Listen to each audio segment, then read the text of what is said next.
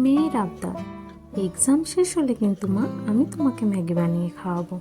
তুমি শুধু আমাকে গরম জল থেকে একটু ম্যাগিটা তুলে দেবে আর একটু তেল গরম করে দেবে, ব্যাস এইটুকুই তোমার কাজ। আমিও বললাম বেশ, তাহলে তাই হবে। আজ তাহলে আমার সোনার হাতে বানানো ম্যাগি খাওয়া হবে। তো তার জন্য ওই এখানে নিয়ে নিয়েছে 2 প্যাকেট ম্যাগি মশলা আর দিয়ে দিচ্ছে সয়া সস। এখানে একটা দারুণ মজার ব্যাপার হয়েছে, সেটা হচ্ছে সয়া সসের বোতলটা ছিল নতুন আর ও জানতো না। অনেকক্ষণ প্রেস করার পর যখন পড়ছে না তখন দেখছে বোতলটা খোলাই হয়নি। তো তখন ওর হাসিটা দেখার মতো ছিল, কিন্তু যেটা ক্যাপচার করা হয়নি। তো তারপর যেটা দিচ্ছে সেটা হচ্ছে রেড চিলি সস। তো এরপর এই সব কটাকে একসঙ্গে খুব ভালোভাবে মিশিয়ে নিয়েছে।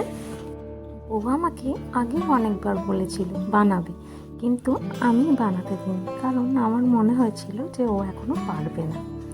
তারপর এই যে এখানে দিয়ে দিচ্ছে টমেটো কেচাপ, আর ওর কথা মতো আমি এখানে দিয়ে দিচ্ছি 2 চামচ গরম তেল।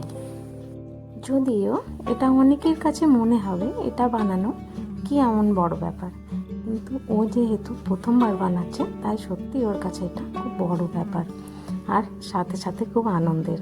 আর এটা আমার কাছেও তাই। আমাদের প্রত্যেকের কাছে প্রথম কোনো কিছু বানানোর আনন্দটাই আলাদা।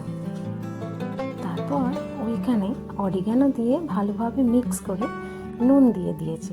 তারপর পুরো ম্যাগিটা দিয়ে ভালোভাবে মাখিয়ে নিচ্ছে। এখানে যা সমস্ত উপকরণ দিয়েছে সব কিন্তু নিজে আন্দাজ মতো দিয়েছে, আমি শুধু পাশে দাঁড়িয়ে ভিডিওটা করে দিয়েছি। ওর মাখাতে একটু অসুবিধা হচ্ছিল বলে আমি চামচটা নিয়ে একটু ভালো করে মিক্স করে দিলাম। তো এই যে ম্যাগি রেডি।